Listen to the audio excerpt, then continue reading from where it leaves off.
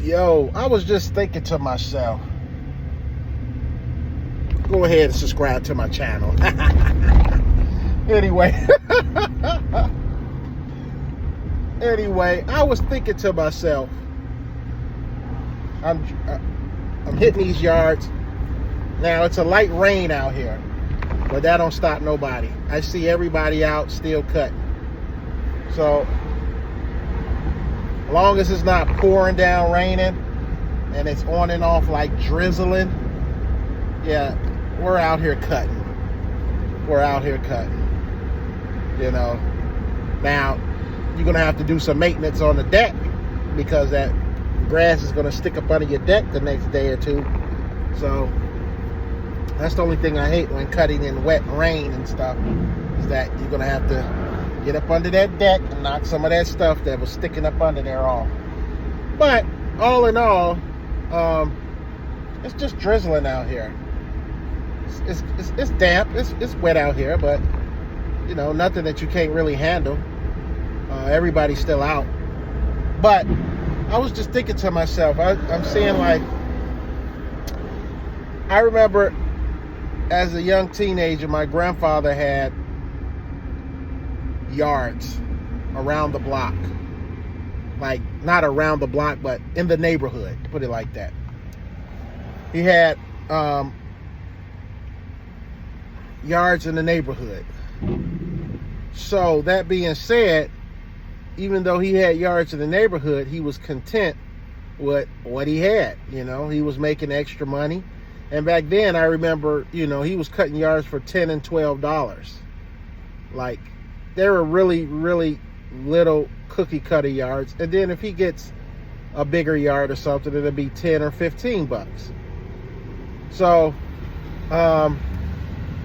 he used to do like little cleanups here and there in buildings and stuff like that. Like clearing out school buildings and things like that to earn extra income and stuff like that. He worked at the steel mill in Gary, Indiana. That still goes today. My brother now. So my grandfather worked at the steel mill. My uncle worked at the steel mill. And my brother works at the steel mill. So, you know, it's still going. But that being said, you know, my grandfather had, I don't know, he just had yards around the neighborhood that he would do, and he was content of the yards that he had. I don't think he wanted to be like the biggest guy on the block with all the yards. He just had his car, his bungee cord, a broom. They didn't have the blowers and stuff like that. Had the broom. The push mowers weren't self-propelled, so you actually pushing these things. And there weren't really any, I don't know, walk behinds like the 30-inch Toro that had like torque power and all that stuff that'll get through some of those high yards. We would use a sickle. So if the yards was like overgrown, you would use a sickle to knock some of that grass down in order to try to cut it. Sickle it, rake it, and, you know, sweep it off.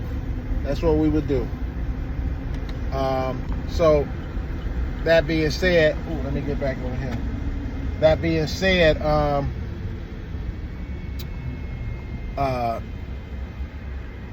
he wasn't trying to be the king of the block with the yards and stuff like that.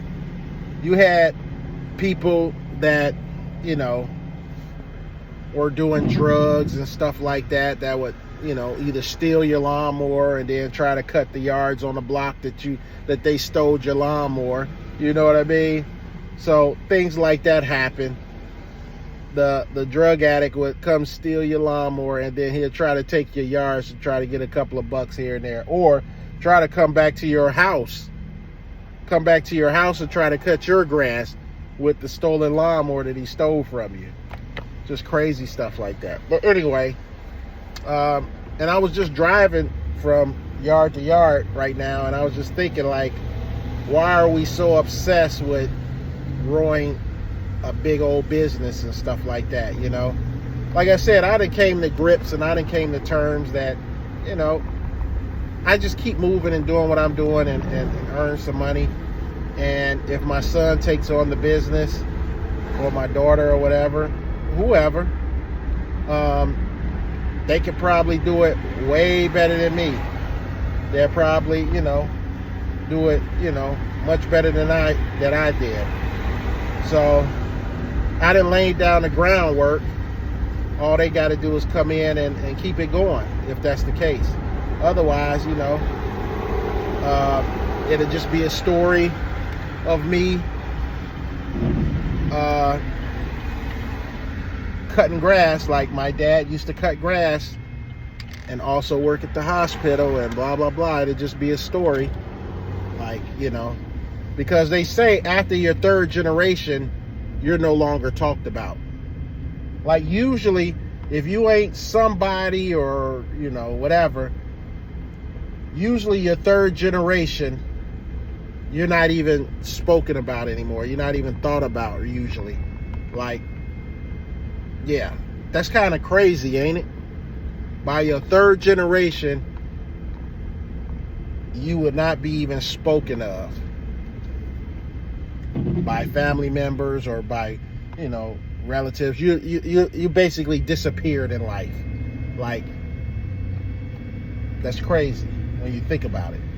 So for maybe the first 1 or 2 generations, if something comes about of L&L Lawn Service, they'll say, oh yeah, he started L&L Lawn Service and he made some money, and, you know, he employed a couple of people here and there. You know, things happened to him. He had his whole trailer stolen, and the Facebook community and YouTube community came together and, you know, pushed them along and helped them get through it and things like that. So that would be kind of like my story, and I'm fine with that. You know, I don't need to be like, I would love to be like a Rockefeller and all these big time generational wealth guys that created something and the legacy lasted, and, you know, the Elon Musk, whose family is going to be rich forever, you know, and he would be the main guy that they would forever talk about, you know, Elon Musk. Because, you know, either you hate him or you like him, you know, he did create something that people wanted. He's created something that people need. So that's why he does and has the things that he has. So that being said, would I would like to leave a legacy like that? Of course I would. But if I don't, then maybe my son can. You know, maybe he can build on top of the values that I've taught him, and my daughter, they can build on the values that I taught them, and they could be somebody important. And if they don't, that's fine. You know, as long as they're important to their family and they're loved by their family. So, you know, you don't have to be a movie star and all that and things like that. But, you know, like I said, money is a tool to help you navigate through this world and to make your life a little bit more comfortable when you reach that status. So I don't know, to me personally, you know, if you done jumped off the porch and went into this full time, man, kudos to you, because, man, like, I still get nervous, like, thinking about, like, man, what if I just do this, you know? And I know I might regret it later on in life to say, hey, what if I went all in? But I don't know if it's too late for me to just go all in now. You know, I'm going to be pushing 50. I can tell that my body's not the same as far as, you know, recovering, you know. You know, it's not the same. You know, I've been standing on my feet for years, doing security work, and then doing the surgical tech where you're on your feet 12 hours a day, and you're doing, you know, lawn care. So I've always worked two to three jobs, 2 jobs the most, you know, and I've been working 2 jobs for years, which accumulates to, I don't know, and longevity jobs too, like, you know, security. I worked at for about 6 years at the hotels and the casinos, and then I jumped from that. Well, I used to work in retail, so being a manager, you know, in a sports department and a men's department in J.C. Penney's back in the day,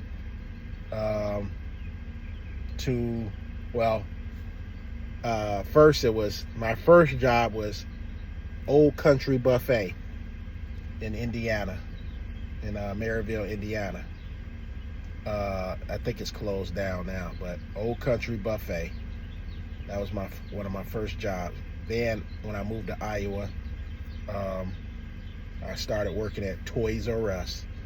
Then with Toys R Us, you know, I started working at J.C. Penney's. And then I was working J.C. Penney's, going to school. I was going to school, working at J.C. Penney's, and working night shift at the casino as security. And I was working those 2 jobs and going to school. Then I picked up another job where I was working 3 jobs. I didn't get no sleep. I still got my schedule for when I was that I had to write down. I still got that schedule, and I show my kids sometimes, like, hey, this is the schedule that I was doing when I was going to school. And I was going to school like a Wednesday or Monday, Wednesday, Friday, or something like that. And then it switched here and there depending on the classes. And then I was working that, and I was working night shift at the casino security. And then I was working in the morning, and I had to be to work at morning at 9 o'clock at J.C. Penney's. And I would get off from 11 to 7, sleep about an hour and a half, jump up, go to J.C. Penney's at 9 o'clock. And then do that, then get off from there. And I get off there certain days, you know. If I was going to school, I would work probably 4 to 6 hours, and depending on the weekend or whatever. But I would work that, and then I would go to school, and then I'd go to, and then I ended up doing Home Depot. I put Home Depot in the mix, and I was working in the lumber area, and I was doing cashier.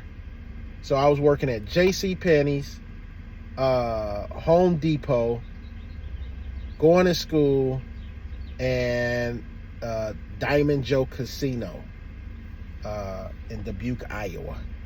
I call it Dubuque, Iowa, but Dubuque, Iowa.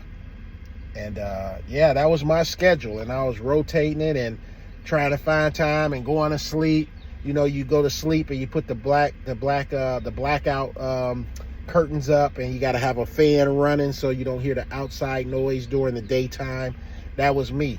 That's why to this day I still like to sleep with a fan on, or noise, like when I go to hotels and stuff like that, and I'm on vacation and stuff. I got to have that AC thing running, and that kind of relaxes me just to hear the noise of that, because I used to always have my fan running. So, but yeah, guys, you know, there's nothing wrong with being solo or coming into yourself, as far as, you know, you might not make a $1 million company. You might not make a $500,000. You might not make $250,000. You can maybe make 6 figures, or even if you made 70 or 80,000, that's more than the most people are doing. And you know, it's cool. Like I said, kudos to those that jump into the lawn care game and they just go all in, man, because it's tough, really. If you really think about it, you know, It's easy to get in this business, but it's tough to keep it going because you spend so much money in the beginning and throughout the process, and it's constantly spending, constantly like doing, and then you got to pay for people to help you and work with you, and the labor cost and stuff like that, because now you're providing for somebody else that's trying to, feed their family and stuff like that. So you got to make enough money for you, them, and some to put away. Man, it is tough, like in the business, and you got to go out there and make the sales and things like that. I'm not saying it can't be done because you see it all the time, but at the same time, don't beat yourself up if you're not there yet. Just keep grinding, keep doing what you're doing. Like I said, I done came to terms like, hey, maybe I'm not supposed to be doing this full time or just, quit my job. I like what I do at the hospital. I like what I do at the hospital. I like the different atmosphere. I like the change, and it's a change from. I like change. I like doing stuff and then doing something else. It keeps everything fresh. So my job stays irrelevant. Doing the lawn care stays irrelevant. And I can try to venture into something else. Like I've been trying to venture into the real estate game and stuff like that and apartments. But when you look at it, man, that's tough. Like all these things that people are saying is easy to get into and easy to maintain and easy to make money. It ain't. It's not. It's not. They say, oh, get you some rental properties and things like that, In the beginning stage of the rental property, when you start getting them, you better you better pick the right one. You better get you something that's ready, move in ready. You better pick something that's not old where you end up having to constantly like fix stuff. Or otherwise, man, you better be very disciplined with the money because you thinking that money that you're getting from the renters is going to your mortgage, and then whatever is left over, if you got some passive income coming in, you think that that's yours. That ain't yours, really. It's yours, but you got to put a certain percentage away just in case something happens, something breaks down, because if it do, then, man, you got to have that money to fix that. And I found that out with the HVAC system and stuff. When the HVAC system went down, all these, we had a harsh winter, and then the pipes burst in one of the houses and things like that. It's not all peaches and cream and stuff. Maybe later on down the line, or if you decide to sell it and all that stuff, maybe that's where you make your money at. But if you're keeping it long term, you got to constantly, you not only have one house, but you got two houses. Depending on how many rental properties you got, you don't just have one house anymore. You got 3 houses or 4 houses, or however they say, you got 15 doors, or you got a duplex or a triplex, or 10 units, 15 units, 32 units. It just depends and stuff. And in order to crack into the big real estate game, you got to have a mentor. You really do. You got to find somebody that's actually doing it, so you don't make the big mistakes and lose on everything. So anyway, guys, I don't know. That's just my thought process of, I was just thinking about my grandfather and how he would just, keep pushing on, and he wasn't talking about, I'm gonna grow this business, this lawn care business. He just went around and just cut lawns for $10 to $12 per yard, and he was fine with that. I just never heard him say anything about, I'm gonna grow this into a big business, because like I said, at the time he was probably making good money at the steel mill. So in his era, at his time, so it is what it is. But let me get out of here, guys. Hey, thanks for listening to me, and sharing some personal things, which is, as far as what I used to do, and my grandfather and stuff like that. That's where I got my first saved up for my first car. My grandfather would pull me out of bed and said, hey, you coming with me, you're gonna help me cut some grass. And he'll give me $5 here, $10 there. Very rarely he would give me the whole thing. He would. And that's what I was telling my son. I asked my grandfather, I said, hey man, I didn't say it like that, but I said, you know, how come I can't get the whole yard? If I do this whole yard, could I keep it? And he let me do it probably once or twice, but he's like, no, you can't keep it. He's like, well, I did the work, you know, I cut the grass, I did the sweeping and stuff like that. I don't even think he had a trimmer. Oh, he had shears. Yeah, he had shears. And he would like trim like the long strings like by the fence. Yeah, that's what he used to do. I don't even recall him having a trimmer. I don't even recall having a trimmer. Like I said, we used to use the sickle when we was doing tall grass. But yeah, man, yeah, he used to use the little hand shears. Wow. No self-propelled, no blower, had a broom, no weed eater, had some shears, handheld shears. That and the long one. So you just go by the what's the name and clip the grass along the fence. Like I said, these were really small cookie cutter yards. So, you know, nothing major. But yeah, wow, now that I think about it. Yeah, they didn't have anything that helped out. Like what you did. And like I said, no, he just put his, he had a Chevy, older model Chevy car, and he would put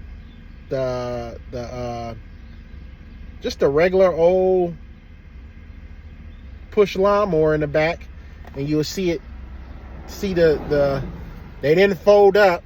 Yeah, some of them did, I think. Anyway, majority of the time they didn't. It just had the handle sticking out the back of the doggone the car with the bungee cord on it. Yeah, so, or a string. You just string it and you have to untie it every time you know, whatever. And the back of the trunk will be hitting the back, boom, boom, boom, boom, boom, if you didn't tie it good enough. Be like, why you didn't tie that good enough, you know? Now the trunk is hitting on the thing.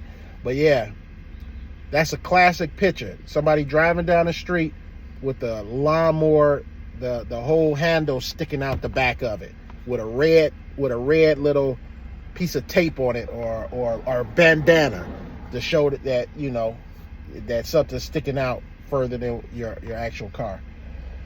Well, anyway, guys, let me get out of here. Let me tackle this yard and get these yards done. It stopped raining, so you know, like I said, it was just drizzling. So sometimes you can weather out the drizzle and it gets back to normal. So it's supposed to rain tomorrow and showers too. So just want to get these yards done and be over with.